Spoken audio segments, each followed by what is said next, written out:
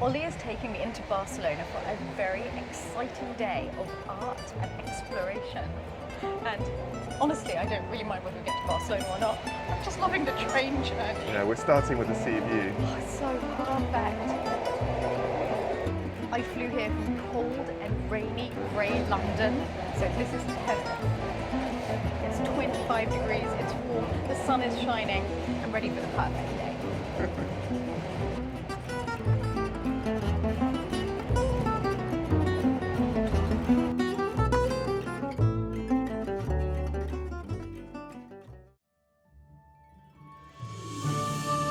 Hi, I'm Stephanie and I live and vlog about my life at the 16th century Chateau Diares in the heart of France. And I'm Oliver, and I live and vlog about my life in the Art Nouveau magical modernist mansion not far from Barcelona in Spain. And we've been best of friends for over 25 years. It all started with an unfortunate boating incident at university. And since then, we've shared life's ups and downs. And many laughs along the way. We believe there are few things in life more magical than true friendship. And there is nothing we love more than exploring wonderful places with the other by our side. Join us for Travels with My Friend. Oh, here we are, Oliver. I'm recognising something straight away. Yay! What city are we in? It has to be Barcelona. It's such a does. dream to be here. And look what's happened. But the weather has really disintegrated. I think it's going to come back. I'm keeping Is the it? sunglasses on just in No, case. I feel rain in the air. I feel it, Stephanie. So this is one of the most iconic views in Barcelona. Probably the other one being the Sagrada Familia. But today, Stephanie, it's not about Gaudì, okay? Most people know Gaudì and they want to talk about that and see all of the Gaudì buildings. But apparently there is another architect, I can't tell you who, I don't know, that Oliver wants to teach me about. Absolutely, and you're going to love it when you see this guy's work. And when you think of Barcelona in the future, I can assure you, you're going to think of this guy too. Okay, I'm putting myself in your hands, Ollie. I'm trusting you. Come on, let's go. There is a risk on this walk that Stephanie's going to be lured into a Keep shop. wanting to go into all of the shops, but it's not me who needs to go clothes shopping, is it, Oliver? No, There's no. another classic. For anyone who knows Ollie well, this is just standard. Yes. Yes, I had a slight problem with my pen. So you decided, in your wisdom, to keep your pen in your pocket with the lid off Yes. on Now, the train. I did have a debate as to whether to pop into a Zara, but Stephanie's persuaded me to, Oh no, I'm pro Team Zara, don't put this on me. to express my authentic self and to welcome my weaknesses. So this is it. That's it. I'm proud of this. It's This is very me. creative and artistic. I love these little streets. Yeah.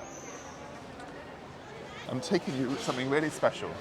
I don't know if they have a shop, but it's still really special. You're going to appreciate The it. best places have gift Yeah, shops. just down here, about 3 minutes. So when I first moved to Barcelona, I was a little bit Billy No Mates because it was locked down and my family was stuck in the UK, couldn't get to see them and so forth. So I joined a hiking group. You. I did. It's a very cool hiking group, and we went off on these walks to see the countryside outside Barcelona, which is absolutely stunning. Sorry, once again, you. Yeah, I went on walks. Yeah, I actually did. I mean, I was the slowest in the group, probably the oldest and the slowest, but I did do that. And the reason I'm saying that is at the same time, my mum said to me, you've got to go to see this building called the Palau de Música in Barcelona. It's absolutely beautiful. She said, everyone goes to Gaudí, you have to go to this one. So I came here, and it turns out the architect who designed this building, he's called Luis Domènech i Montane, and he at the time was as famous as Gaudí, yeah? And he did a similar thing to me. So for those of you who aren't so familiar with Spanish politics, we are in a region called Catalonia. In the 19th century, there was this big rise in Catalonian nationalism, and all these sort of architects and artists did what I did. They went out of the city and they went to go and explore the countryside, and they got inspired by the old Gothic buildings, the history, and also the plants and the nature as well. One of those architects was Domènech, and inspired by all that kind of eclectic mix, he created what is only really probably the greatest shrine to sort of Catalan nationalism there is. So this building was designed to house the Orfeo Català, and what that is, it's the choir. And it was this incredible choral movement. So think of Wales with its choirs, Catalonia has the same thing. In fact, the other day I was out with Camilla in town in Sitges and we saw this incredible Catalan choir. And I might just show you a bit of that now.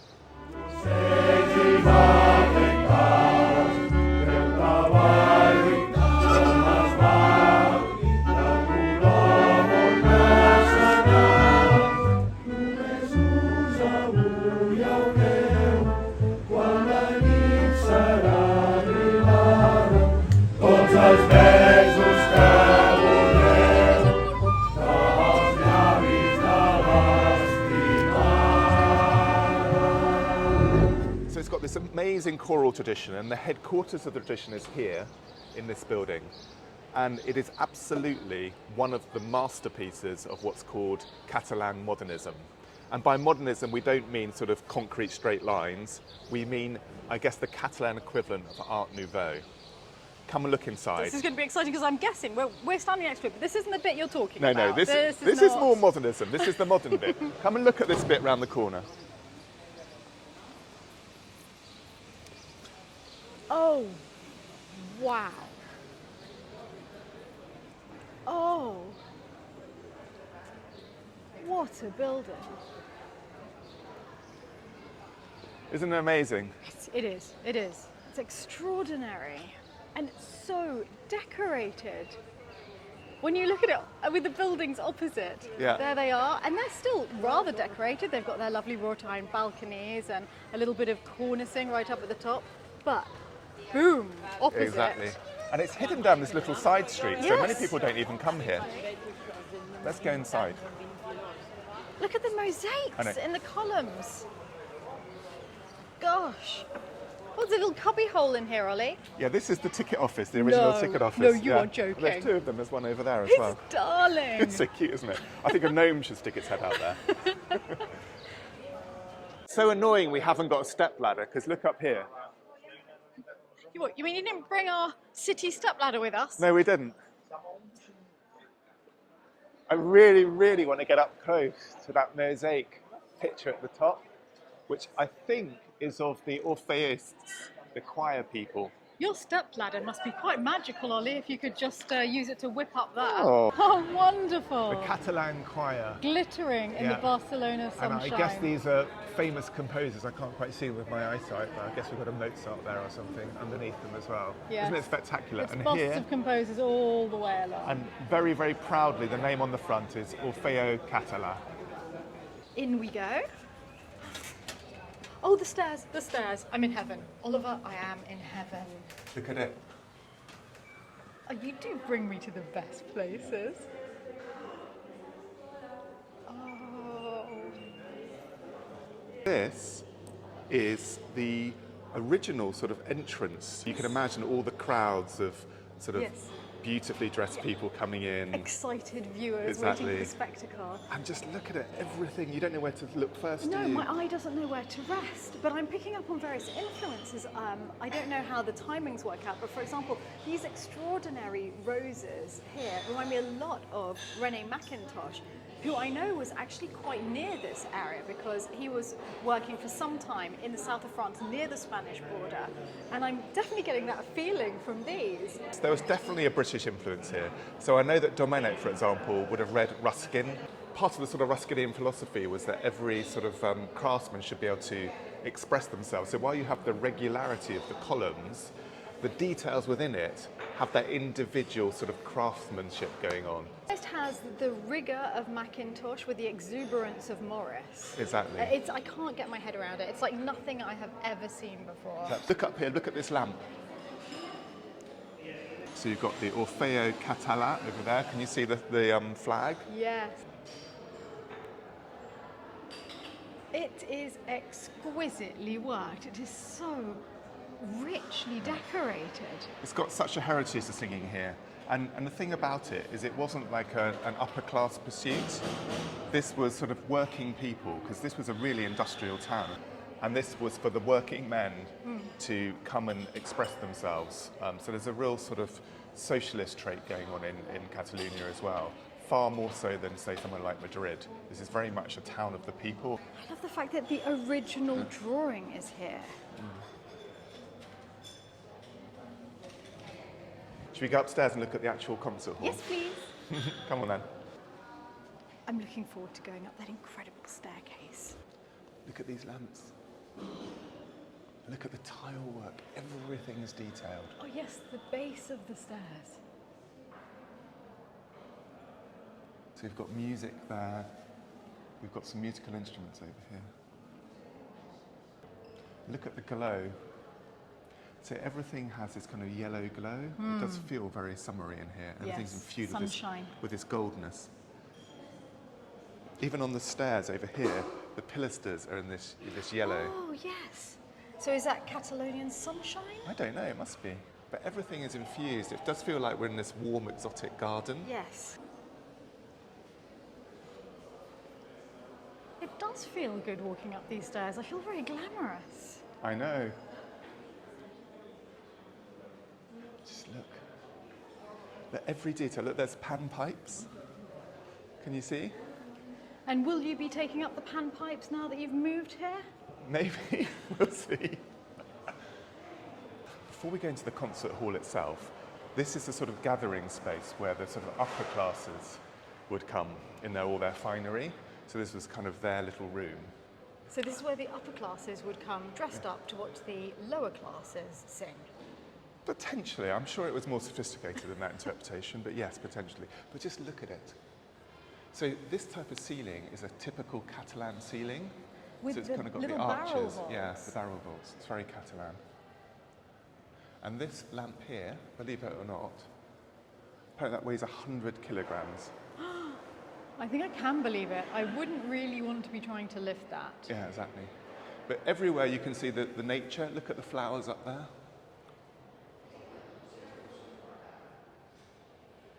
And all of these repeating motifs. Yeah. What I love here, though, are the columns outside. They're incredible, aren't they? I want to get everyone is different. Just look at this. Isn't this incredible? I love it, and the patterns keep repeating. Look, this one is. Oh no, they're all different, aren't they? Yeah. They're all completely different. I thought that there was some repeat, but there isn't. That's the thing about this this sort of modernist decoration. Every person wasn't just told to like fling out a standard column like in a factory. Every artist was allowed to express themselves. It's absolutely wonderful. Yet it all kind of works, doesn't it? It Works does. together. It does. It's so harmonious. There's just one thing missing. The glass of champagne before going in to see the performance. I feel like sorry. you've skimped a bit here. So, it is the morning, Stephanie. I mean, you know. I love this so much. Oh, look up. Look up. Oh yeah.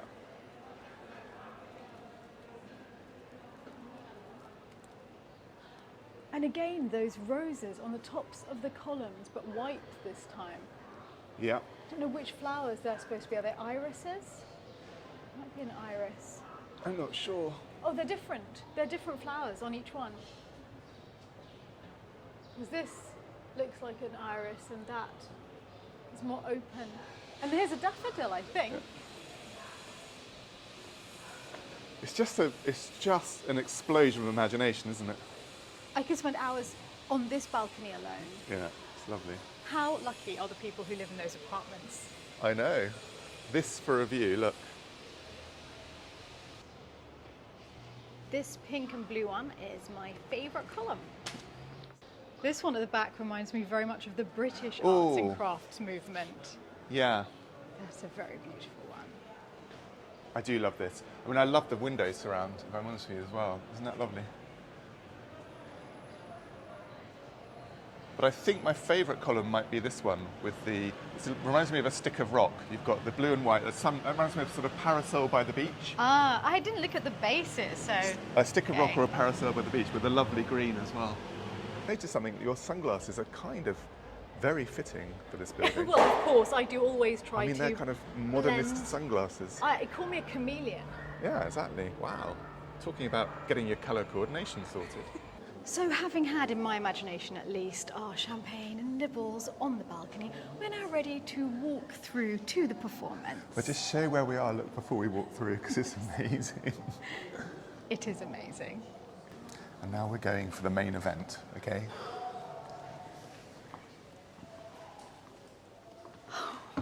Brace yourself.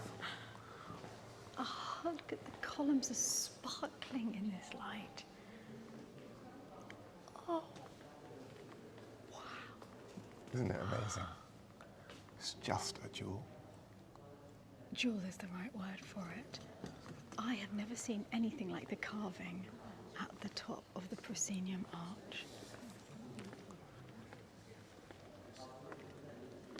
There's a man on horseback coming at a great gallop, and it looks as though he's moving towards dark forest ahead of him. There's clouds behind him. This is one of the most spectacular bits of carving I've ever seen. It's so vibrant. It's so filled with movement. Oh, and I've been so busy looking up there, I didn't even see the women. So they're carved. They're the musical muses. I love the way their torsos come out, carved, and their dresses, the rest of their bodies, are mosaic. Aren't they incredible? We should go and look a bit closer up.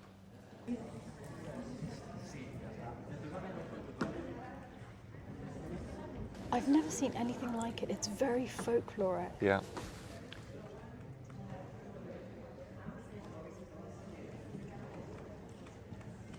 What's amusing is that if you get up close to the maidens, you can see that this one over here is missing its finger, and that's apparently because the orpheonists, that's the choir people, when they were singing, they would hang their jackets on their fingers and use them as hooks. Oh, no, and so one of them fell off. I love the way that they each have a different musical instrument with lots of local instruments amongst them.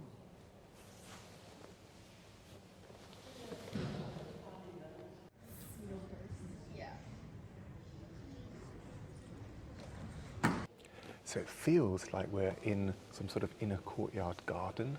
So you've got the tree over there, and then you've got these columns which are kind of almost have like peacock feathers as leaves, don't they? They're incredible. And then you've got the sun. Good peacock feather. You do. The sun in the middle, and then the flowers coming down from the ceiling as well. And interestingly, this actually started as a courtyard. So the original building, this was a nunnery, and this was a garden. So the walls over there were the walls of the nunnery, and this was a complete open space. So he's kind of gone with the existing building to create this magical garden inside. Peacock feathers were a recurring motif throughout Art Nouveau in all of the different countries that embraced the movement, weren't they? It's probably why you like Art Nouveau as well, isn't it? You love a good peacock feather. But they're beautiful. These are yellow ones, which is quite unusual. And it's just, again, giving this feeling of sunshine. The whole of the roof has got this combination of the yellows and the greens. So it sort of reinforces this sense of being in this beautiful, magical paradise of a garden. This is the proscenium arch. So on the left, we've got this guy here in the statue. It's a guy called Josep Anselm Clavé, and he was a sort of Spanish politician, but he was also a composer and a writer, and he was the founder of the choral movement in Catalonia. And he was a sort of a big driving force behind this building happening. He actually started his life as a factory operator, yeah? So he became this sort of politician and artist and so forth. And this is a real thing about this building. It is a sort of a building of the working classes, so everyone can express themselves. And at the time, when such a stratified society, this was a really, really important thing. And the tree and the lady underneath it actually represents sort of Catalan song that Clavé himself actually wrote. This whole building is full of rich Catalan symbolism. Under a pollarded willow, a girl joyously plats her rich golden hair. Her gaze is a crystal fountain. Wood violets adorn her. Isn't that amazing? So on the right, we've got Beethoven, I think. And then this represents Wagner at the top, the Ride of the Valkyries. So you've got this combination of international music along with the sort of Catalan folklore. So it's very deeply symbolic, this proscenium. And this was designed by Domènech himself, personally. So we talked about the connection with England and the arts and craft movement and so forth. But if you come in here, you'll notice it looks like you've actually got the English flag up here. Can you see? Oh, yes. St. George's Cross. And what's amazing is that Catalonia and England share the same patron saint. St. George? Absolutely. So there's on the 23rd of April, it's a massive thing here, a massive celebration, which we will visit one day because it's very special. But yes, St. George, this building was actually the foundation was laid on the 23rd of April, St George's Day, 1905. So again, a very deeply symbolic date. The flag next to it is the flag of Catalonia.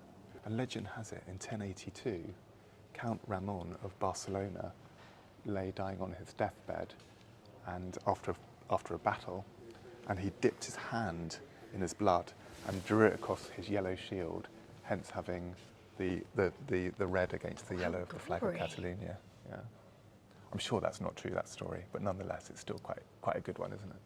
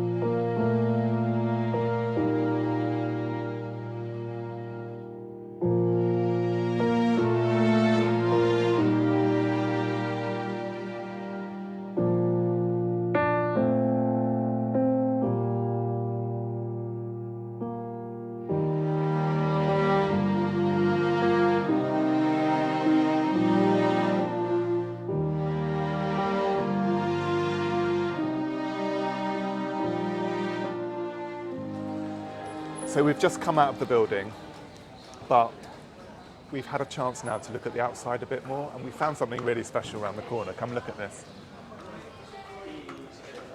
By the way, can you imagine living there? What an amazing flat. It's got the view of all of this. It's got a little tower, Oh. it's got a balcony. It's it right for renovation. overlooks this. Stephanie, this is right for renovation. This has got your name all over it. I think I've got my hands full, Ollie. Oh, come on, Stephanie. You can do it. So look, come back here. And look up at this. Oh. I want the flat even more now. So this building has kind of got a bit of Moorish element to it, hasn't it? Can you see a bit of the Moorish to it? With the tiles. Yeah, so it's this real eclectic mix. But this is absolutely a symbol of Catalonia. And don't forget, this was the kind of the shrine to Catalonia, really. It still is. So what we've got here, this is called the Allegory of Catalan Folk Song, or the People's Song, this sculpture. And the sculptor's name was, he was a guy called Miquel Blay, and was basically greatly inspired by Rodin. So this whole building is really a shrine to the sort of Catalonian spirit. And the Catalonians, unlike Madrid, they weren't really into that aristocracy and their kings and queens. It's really a sense of a place of the people, a real sort of socialist type mentality. And so this statue here is of real working Catalan peoples. So you've got the peasants, you've got the fishermen, you've got the children, and all of them at the top are being defended by St George again. Remember that connection I was talking about before? All of these people of Catalonia are being defended by their patron saint, St George. And I see the cross of St George on his chest. Absolutely, yes. Such an amazing, I find it really fascinating. I've come from a country where the patron saint was St George to another one where we share the same patron saint. So I think that's kind of destiny, isn't it?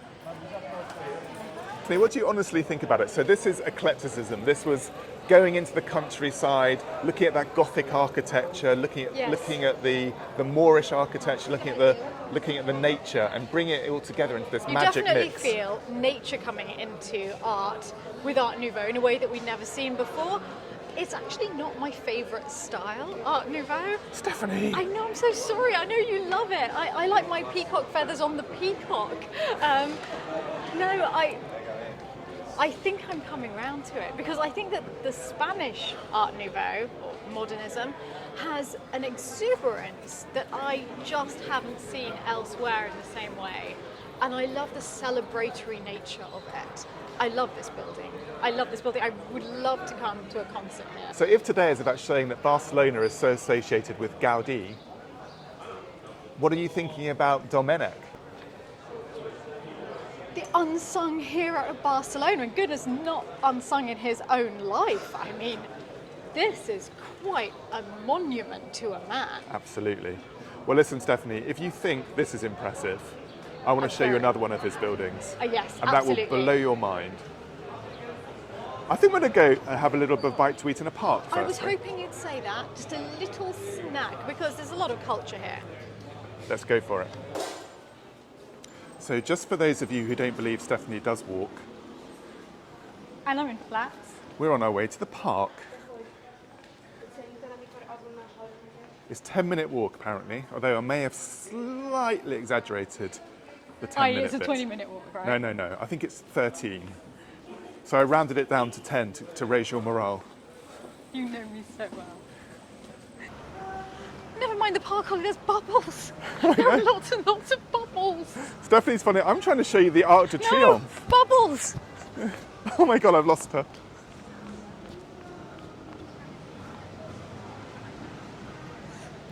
We must find the source of the bubbles. Stephanie, come back! The bubbles, Oliver. Oh my goodness, there are a lot of bubbles. It's Look so behind you lovely. first, look behind you first, look. For those of you who think that the Arc de Triomphe is in Paris, think again. It's actually here, this is the better one. How In my dare humble you. opinion. Oh no, I like a bit Oliver. of red brick. I've No, just offended the come French on. lady. Red brick is not better than cut stone. This is not a better Arc de Oh, Triomphe this is than much Paris. better, this is so much better, No this way. Arc de Triomphe. No way. Let's go and chase bubbles, Stephanie, come on. I have to say it's kind of win-win for me, Ollie, because my ancestry is English, Irish, French and Spanish. Oh, really? So I get both Arc de Triomphes. Excellent. Triomphs. I'm very impressed. Isn't this amazing, this boulevard, though? It is. I love the trees and the street Oh, yeah, lamps. look at them. This was all built for the World Fair, I think, in 1888, so they really wanted to put on a show, and it's pretty magnificent. At the end is where we're going, which is the Citadel Park. And is that where there will be food? I don't know, I'm hoping there's going to be food nearby. But first, Oh, bubbles, bubbles. Whoa, I don't ever think I've ever seen you jumping. I love him so much. You're a child at heart, aren't you, Stephanie? Aren't we all? No, obviously I'm mature and sophisticated. There's the source of the bubbles. Wow, that is one hell of a bubble thing. I got Whoa. one. Wow. Whoa, This is a magical city. it is, isn't it?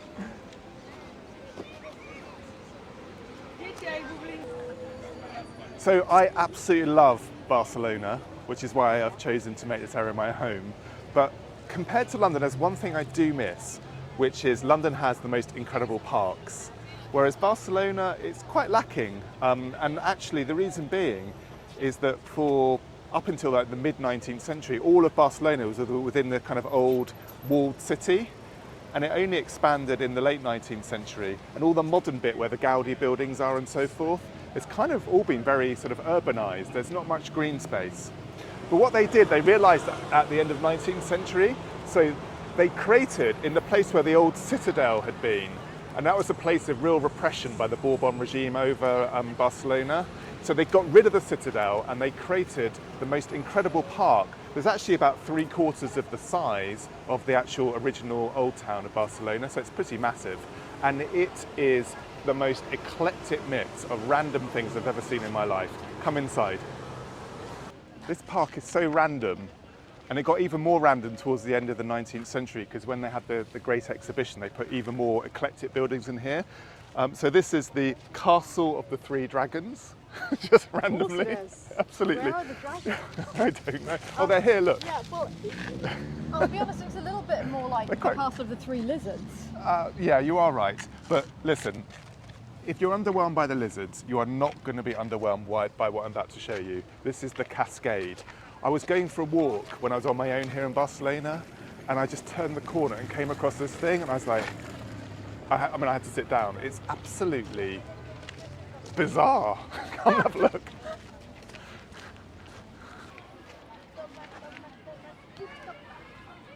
And you come round the corner here. Okay. Which way are we going? We're going along here. See the bandstand? Oh, got some people there. There's the bandstand. Oh, I can And see then- a jet of water, one jet. Yeah, but you think that's a little statue over there? You know, there's a griffin. Yeah. Oh. But then Oh, look. what? What? I know. It's insane. It just keep what? How far back does it go? Oh.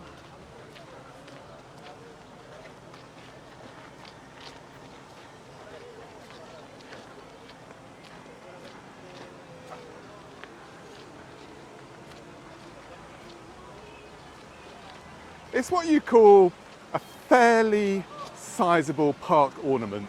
I love it. You haven't seen the main I Macquarie haven't yet. seen the back.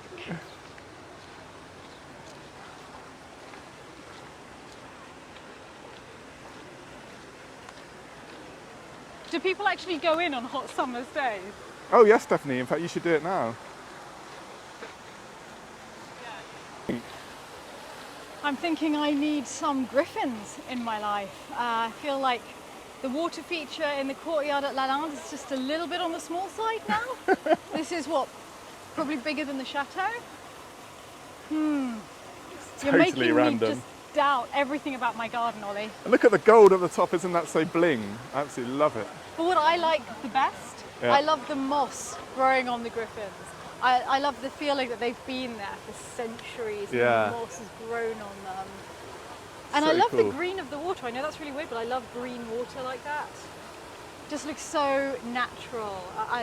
It's stunning. There's some spouts of water. Look at that. That's a glorious spout of water. That is an excellent spout of water. It is. So And this this poor griffin's just got a little dribble. I feel really sorry for him.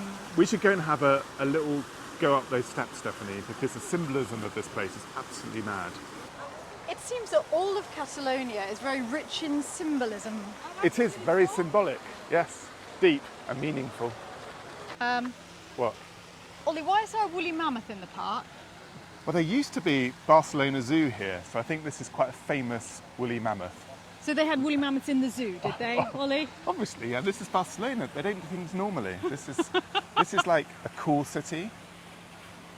So they can source their dinosaurs really well. Absolutely, Nice, yeah. very yeah. nice. Yeah. It's quite a cold climate here, so therefore elephants didn't really do it. They needed a woolly mammoth. Ollie, no. Don't stop going up the stairs. Ducklings. Seriously, ducklings. This is the best park ever. I think you're liking this Oh, fountain. nasty duck chasing the other duck. Oh my goodness. The I think drama. they're protecting. The It's like- drama of the griffins. They are as ferocious as any of those griffins, aren't they? It's so vibrant, this green, isn't it? I love the green. So I have this thing about water being green in gardens. And although my fountain water goes green quite naturally on its own, I'm thinking of dyeing it green so it's the perfect shade of green all the time. Yeah, what about the swimming pool when you eventually get one? Yeah. Well, I definitely don't want it blue. Okay, Not okay. sure I want it green either. Come but on, not up blue. the stairs, Stephanie. Enough ducklings. How can you ever say enough ducklings?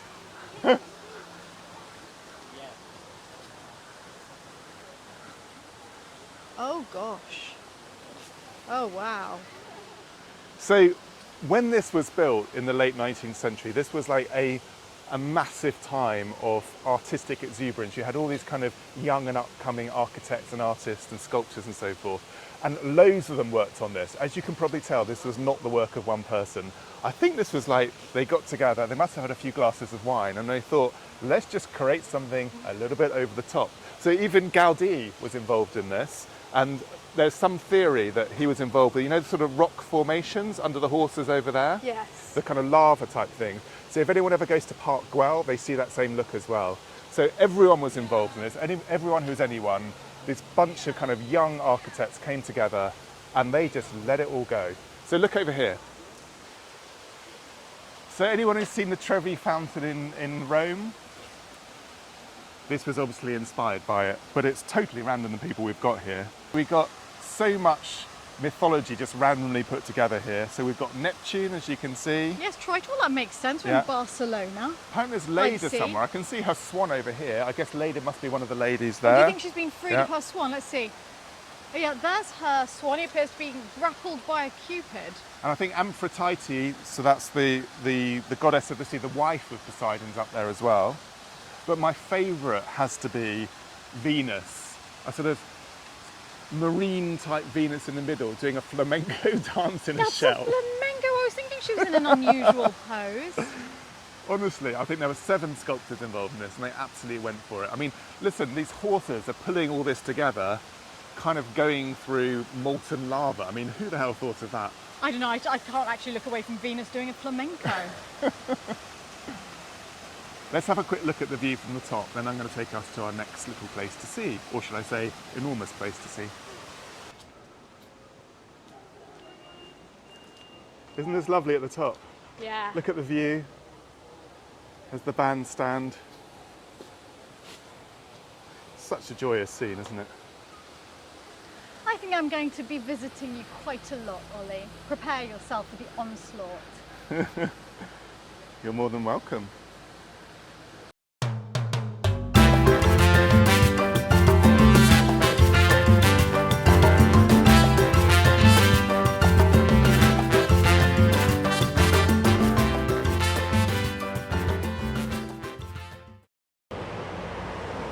This is delicious. I didn't realise it was warm. And we are right in front of the building that Ollie wanted me to see. And already I love the exterior. I'm not going to show people yet. I'm keeping it a secret. Okay, we're not in front of the building that We Ollie are is in front of taking me it, to but I'm see. not showing the upper levels. We'll see in a second. You've got to see it from a particular view to get the full wow factor. I'll just keep staring at my Yeah, tuna I just thing. mainly focus on this. Oh, Very also, nice. world's skinniest sandwich. Half with me, Ollie. It's just so elegant. It It's is. an elegant sandwich. It's a new thing. So this is one of my favourite buildings in Barcelona. This is glorious. Again, by the undersung Domènech. I'm becoming a big fan of Dominic today. Anyway, so I think at the beginning of the 20th century, Barcelona didn't really have any particularly good hospitals. And this was all fields and things at the time. This is a hospital. Yeah. He decided he was going to create the mother of all hospitals. And this is not your average NHS building, let's be clear, for those in the UK, National Health Service. It's not quite like that. Let me show you. Do not walk backwards into that road, Oliver. I won't hit the road, I'll be in the hospital. I guess it's the best place for an Look at accident this. to happen.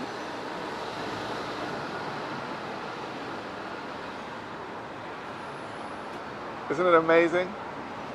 Now this architecture is much more familiar to me because I presume it's turn of the 20th century. Yeah, yeah. And I'm immediately reminded of the Rijksmuseum in Amsterdam because it has that restraint that the concert hall didn't have. The concert hall was joyful exuberance. And this is, I think, more sober, fitting for a hospital. Absolutely. This I absolutely adore.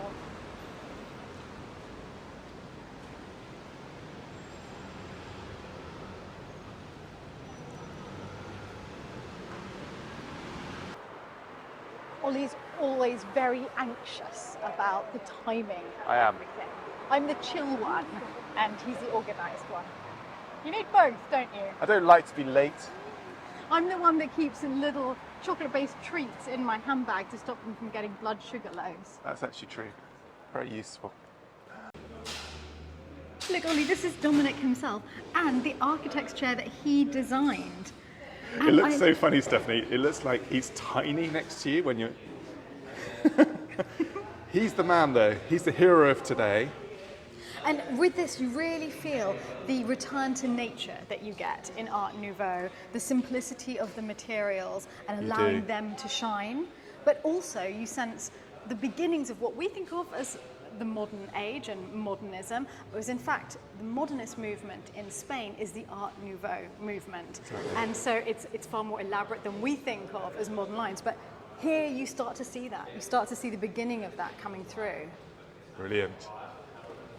Right, Dominic, we're going to go and see your hospital now. We've just walked in and it feels as though we've walked into a medieval vaulted ceiling, a cellar below a huge chateau. It's so medieval, and that makes me think a lot of the Art Nouveau. Well, it's really arts and crafts in England, which was just earlier than this, and that was very much the time of William Morris and a return to medieval values, medieval craftsmanship and being at one with the materials used, and this is really in that tradition, isn't it, Ollie? Yes, so all of this underground, this kind of medieval feeling thing, isn't just a decorative part. It's actually the genius of this hospital design. So Dominic hated the fact that hospitals at the time felt like prisons. They were claustrophobic with all these endless corridors joining up the wards, and there was no light coming in. So what he did was put all the kind of service tunnels and all that kind of part of the hospital underground to make sure the bit where the patients were was full of light and a completely different experience. Let's go upstairs and look. So we're going up through one of those service tunnels that you spoke of. And even here it feels so clean because of the glittering of It does, the tiles. Look at the fact they've got the videos. I thought I was dreaming there. It's not ghosts. These are all the doctors and stuff So clever. walking through the tunnels. The ceilings make such a difference. These tiles, because of their glittering nature, make everything seem uplifting and clean.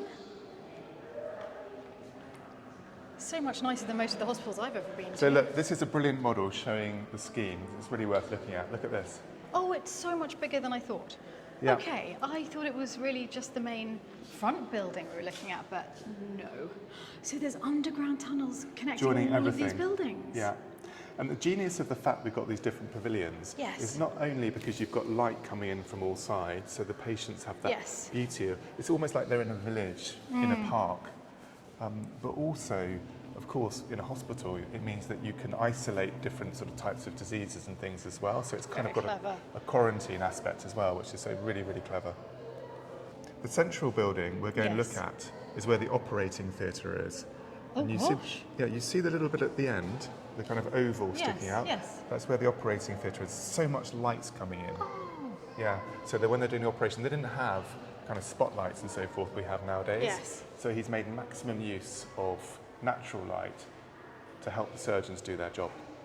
I actually feel very emotional, and I wasn't expecting to. I thought I'd just be coming to see a beautiful building that would be very interesting architecturally. But I have been in hospitals with loved ones that I cared so much about who were unwell, and it was such a depressing environment always. And walking into this room and seeing the beauty of it and just the way the tiles shimmer, I can't imagine how soothing it must be in a time of stress to be surrounded by such calm and beauty. Yeah, you're absolutely right. He was on a personal mission here. He hated the fact that traditional hospitals are so depressing with low ceilings and darkness. And he felt that if someone was ill, this was the time of their life where most of all they needed beauty. They needed a sense of the beauty of life to help inspire them on their road to recovery. So every single building here has its own intricate decoration. Everything is different. And he wanted people to be sitting there, even or lying there, and just looking around them and thinking, yes, isn't the world a wonderful place? And to help that inspire them to get on the road to recovery. So it's really, really quite a special place.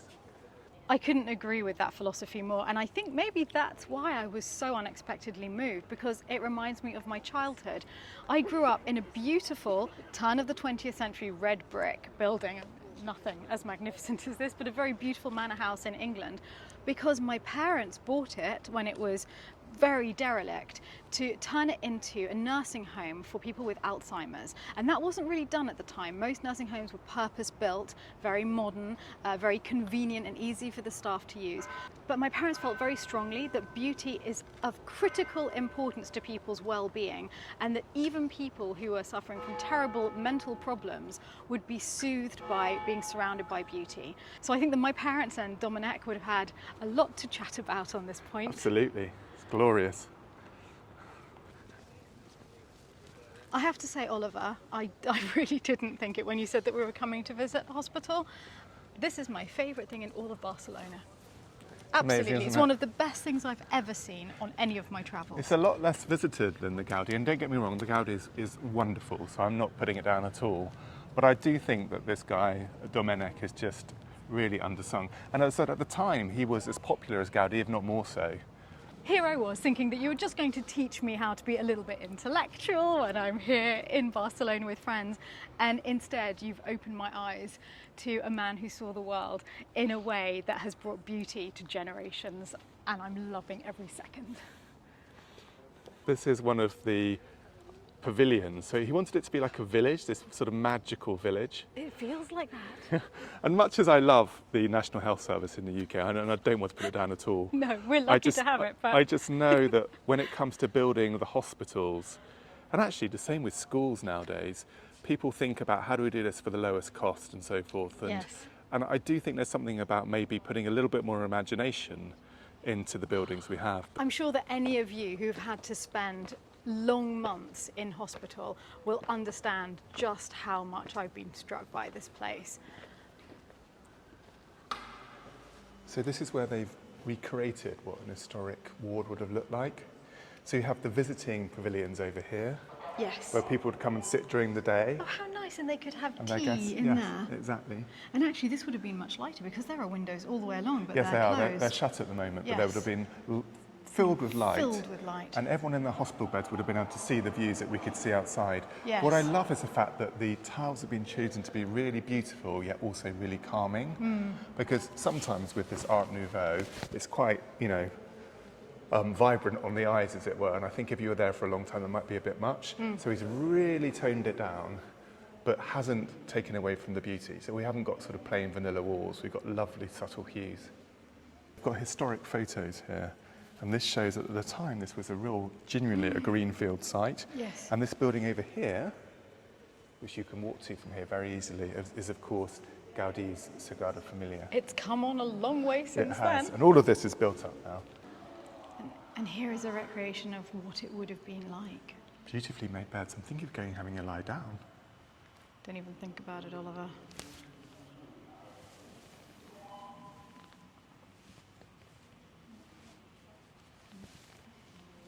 Every ward too had its little altar as well for prayers at the front, which they've recreated here. And we're now in the central building, which is where the operating theatre was. So it's obviously plainer than some of the others, but you can see he's really thought about the light.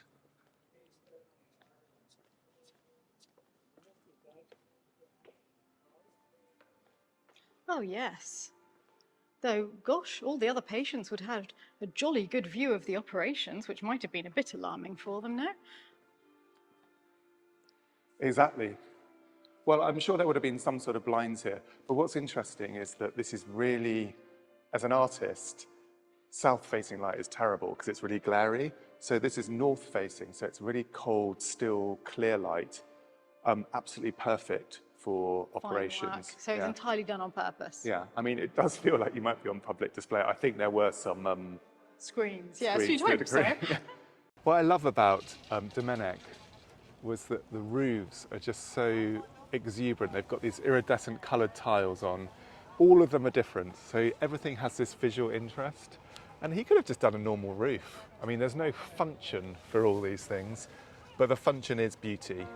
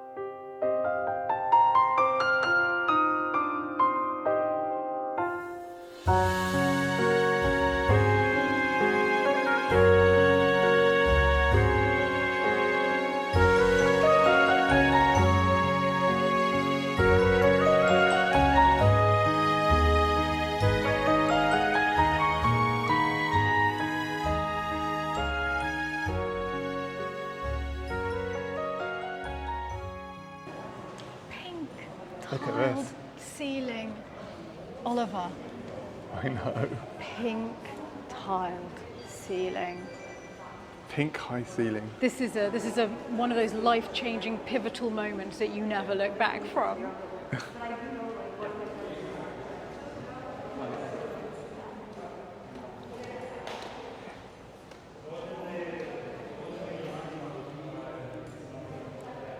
Even the details of the stairs, so like even the tiles here are patterned. Everything is detailed, absolutely everything. Oh my word, look at this. I have serious ceiling envy. I think I'm becoming a convert to Art Nouveau because of Barcelona.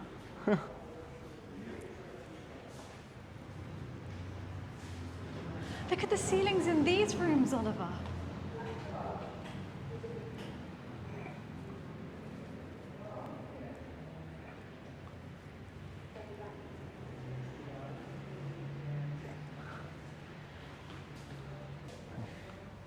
It's like a play on the Renaissance strapwork ceiling.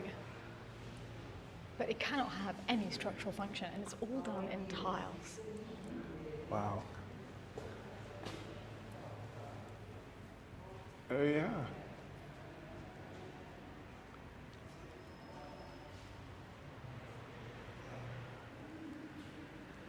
It has got that sort of Gothic feel, hasn't it? Definitely, yes. You can feel the end of Gothicism Yeah. and the beginning of the modern age. So look at that. This is like a wonderful castle, that door.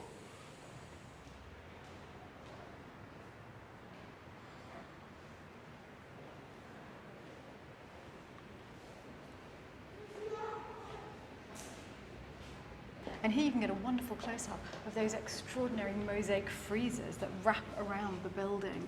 And again, the iridescence of the tiles They brings really- such joyfulness. They really zing, don't they, in the Yeah. light? Wow. Beautiful.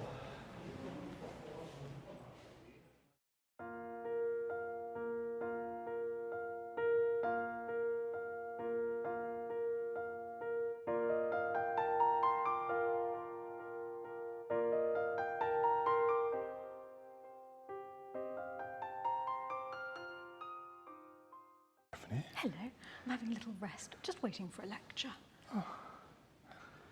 What's the topic today? I believe the topic today was Dominic and his influence on Spanish modernism. Is this a lecture you're now giving? I think I'm ready to give it now. Now Okay. that I've been made. Now that you've taught me how to sound intellectual in Barcelona, I think I can do it. So, Steffi, look at the ceiling here. It is positively Tudor. I feel as though I'm back in England. It's like the Tudor Rose. It makes me think of Hampton Court Palace. All those embedded roses. So many influences coming together to create something unique.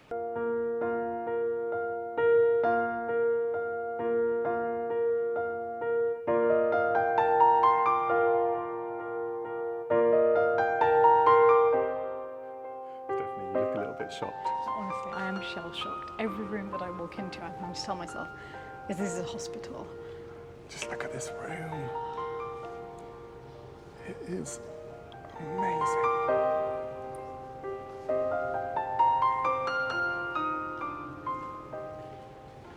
What I love about this room is it's not just the room itself, it's insanely beautiful. But the view, look at the view.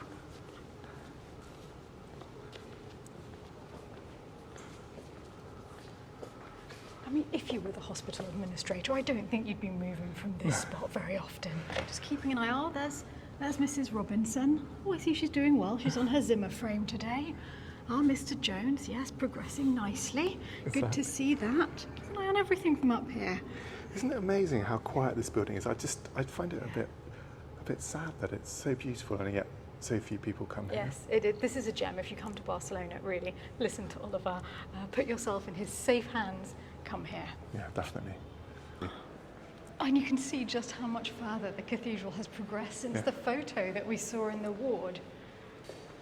Yes, they have got a lot further, but There is still a way to go. And the star was put on very recently, by the way. Very recently, I think the last few months. Let's show that on the top.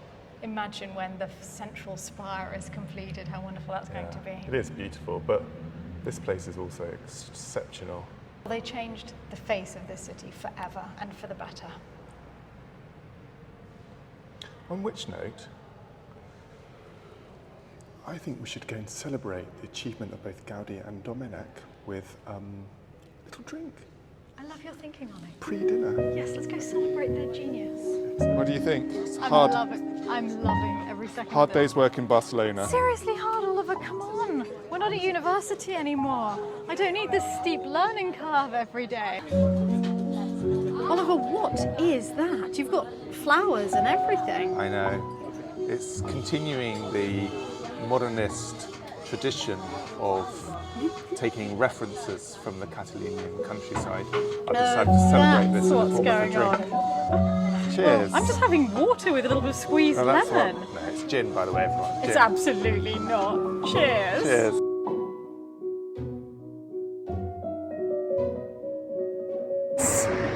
But it has to be said, at night, Gaudì is pretty amazing. Isn't that beautiful? At night, he is the clear winner.